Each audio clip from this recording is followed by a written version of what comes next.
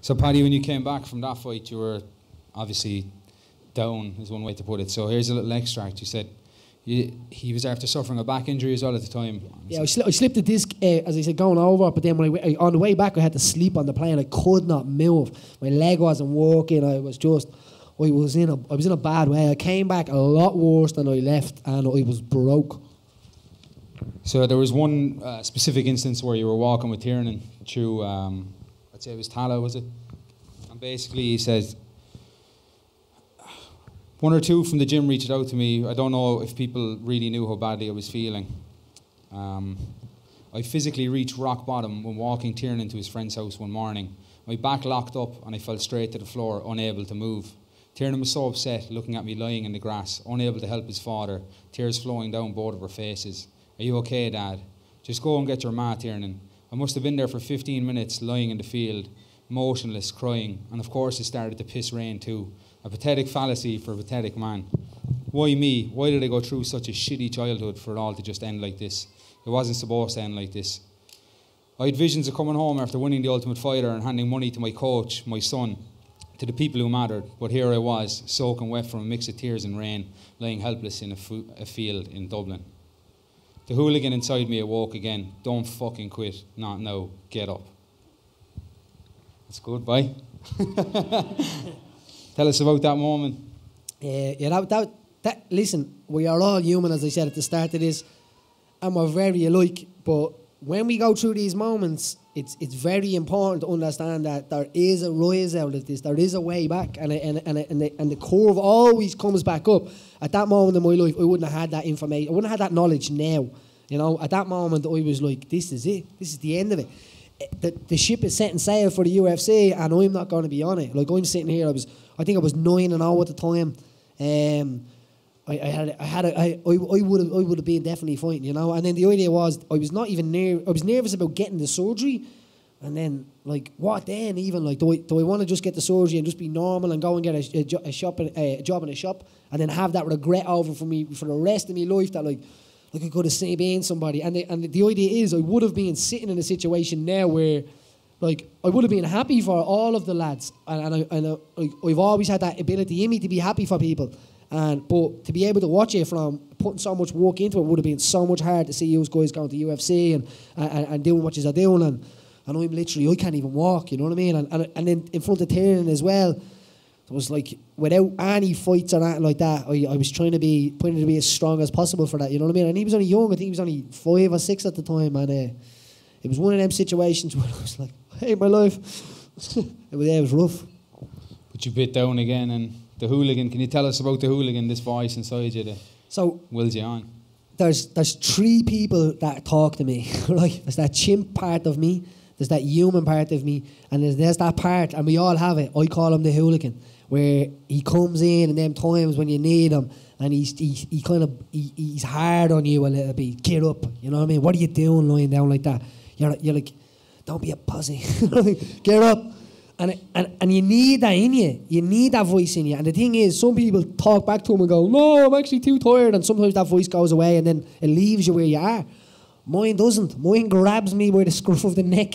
It's like I have a spring installed in my rock bottom. When I hear it, I actually become more empowered. It's like I have nothing to lose. I'm after it again.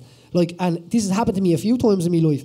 And I kind of, not that I enjoy rock bottom, but it's all right now, you know what I mean? I'm like, can't wait to see what happens out of this spun, you know, because that is what happens. And I've learned that to be able to pass it on to my own students and the young people that I teach, not only martial arts, but teaching life in a way as well. That, like, because there is times where they will be going through something and I would be saying to them, if I could just show you that it's going to be grand, it's going to be grand. And that's a huge part that we have to put inside us. And there's a lot of people that I know that are even sitting in this room that are like that. And I would have scratched loads of that power off people. You know, it's that hooligan voice. When I stand at the door, there's doubt on one side, there's fear on the other. I grab the both of them by the hand and I march them motherfuckers into that cage.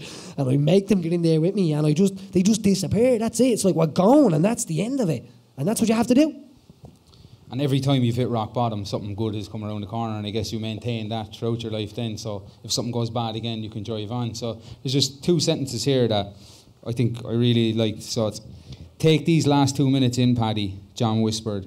These are the last 2 minutes your life is ever going to be normal. And that was just before the Sampo fight in UFC Dublin that night. And that's that's if life was normal before. You know, I was like, I don't know what that means. What are you all about? Tell me more. But it wasn't the time for that conversation. And he was dead right. He was 100% right. Take this moment in. This is going to be where your life changes forever. Like, and I'm like, whoo.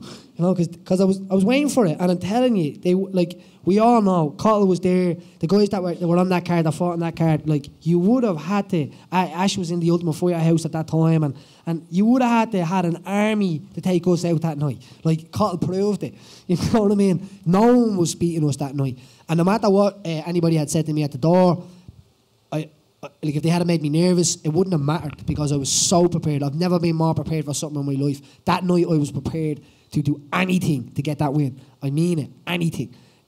The idea of walking after the place, John was definitely right, because I said, you know, I'll have a little stroll, I will. So I tried to stroll out the back gate of the Tree Arena, you know, the back gate with my school bag, and literally it took me 3 or 4 hours to get back over to the yoke. But it was mad. It was like the switch went on, and it was like you're famous now, you know? People turn around, it's Paddy Holohan. I'm like, no, it's not. You know what I mean? And it was pretty mental. But in the build-up to that fight, there's a funny story. Did you go over that line? Which one? The coconut story. The Pea and Ham soup story? No, that wasn't that one. That's different. The Pea and Ham soup is after. That's soon. I'll tell you that one, because you might see that. First. So the coconut story, right? The weigh-in. Yeah, if you're ever going to make weight, don't drink coconut water straight after it, right? Because after the weigh-in before this fight, I guzzled after the weigh-in, I guzzled loads of coconut water, and then I had to do loads of media, right? And then when we got on the bus, I was like, right? I was nil by mount for about a week or two. I was, so my body was just absorbing everything, but the coconut water was going straight through. And we got to like the lift in the Gill, right? Or not Gill, do you hear me? The Gibson, yeah, in the Gill. There's a plug for you.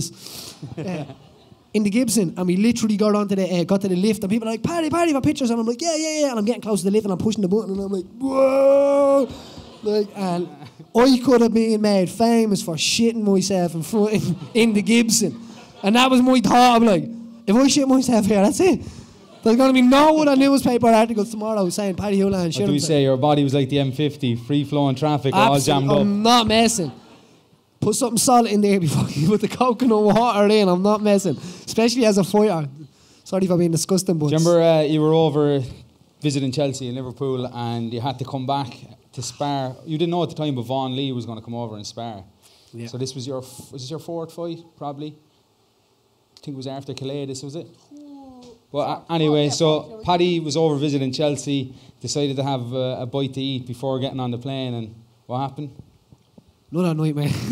Now, I just don't eat peas, right? And I was convinced that the British had bugged me somehow, right? And they're like, when he gets on the plane, he'll get to a certain altitude and he'll blow up. All right? No, I wasn't. I was only messing. But we went and we ate this dinner somewhere. It was a nice little place. I ate pea and ham soup, right? And then by the time when I was on the plane, I was like, oh my god. Like I must have got food poisoning. It had to be the food over there, or the peas or something. But across the M50, right? Got past the M50, got to the house, and literally spent probably the next hours and hours, right, in the small room upstairs. And John rings me and says, "Listen, Vaughan Lee is coming over tomorrow. Like, you drop down and spar him." I'm like, Vaughan Lee at the time was like, he was up there with me all the time, and he was a good scrapper. And it's like, there's no such thing as sparring when you don't know the guy. Do you know what I mean? And this happened a few times, to be honest. But it's like, right, shit, you're turning up, and you got to do it. That's the way it is, because you're testing yourself, and you don't ever want to say no either. So he was coming over, and I was in. I spent the rest of the day in the toilet. I was like, John, listen, I'm in the jacks here, and I'm in bits. I have got food poisoning. You know what I mean? And he was like, well, make it if you want. And I was like, well, I'm making it so. So I said, right, I'll be there. So I made it to the session, and literally it just didn't go my way. No energy. Got a little bit of a hiding, but I gave it back as well. But I would have done a lot. He probably wouldn't have fought me if I hadn't had the shits the day before. So the Pea and Ham soup could have paid off, to be honest. You went on to beat him. Sorry, and then 8 weeks later, 8 days later, I get a phone call saying, "We've got an opportunity for you to fight Vaughan Lee." And I'm like, "Cheers, mate." You know, but that's what you have to be dealing with. And the idea is that I took a little bit of a hiding in the gym, I would say, and then the idea was in my head, was like, yeah, but you don't know The day before was spent in the Jacks. So I had to trust in that, and then the idea I turned up and I did the business. Yeah, I got a unanimous decision and against a tough opponent in Glasgow. What a place to walk out to. Walked out to the Wolf Tones in Glasgow. Celtic Symphony, and I didn't know that like it's very divided, and I didn't know it was that divided. On one side we're throwing bottles, at the other side I was in the middle. And someone said to me, "Do you know it was more dangerous you walking out to Celtic Symphony than actually fighting that night?" Like, oh, I didn't realise that, mate. But it was epic. The Smoker fight didn't go your way, but must be a highlight of your career. Main event in Dublin. Yeah, that was main. And how that came about, when you read the book, you will know that it didn't. Like, when people ask me, "When are you fighting in Dublin?" "Yeah, I'm fighting in Dublin on the main event." I used to say this to them before the event was even mentioned. And to me, I was the main event, because why would anyone else be the main event? It didn't make sense to me. But Joe Duffy got the main event slot. Now, Joe had to pull out a few days a few days onto it. I got moved up to the co-main event. I'm lying in bed and Chelsea's like, "You're the co-main event." I'm like, "Right, cheers, Daddy." The next day she texts me, she's like, don't say. She's like, "You're the main event." And I'm like, they're not going to let me know that I'm the main event in bed on Twitter. Please tell me that. And I was like, yeah, it was on Twitter. So it had already been announced that I was the main event. So listen, these boys are smart. It's on you now. You know, we know how they work now. So, and that's going to benefit fighters coming up. But they announced that because there was a good chance that I wasn't going to say no to it, and I could have used it as a negotiating tool and said, "I want $1 million," you know, and because I was worthy of the main event. And 2 Flyway went in, and fair play to Smokey, he turned up in an absolute barn, you know what I mean? And it was like he had seen what had happened to all the other fighters that turned up there, and he fought. And a guy that turned up was like, I wanted Smokey, I called him, where it probably wouldn't have been Smoke as an opponent if that was the case, you know. But I wanted him. He had a victory against an Irish guy already, and I wanted the next tough fight. He was a tough Hawaiian. He had that kind of same spirit that the Irish have, that them spirits have, and that's who I wanted to fight that day. And yeah.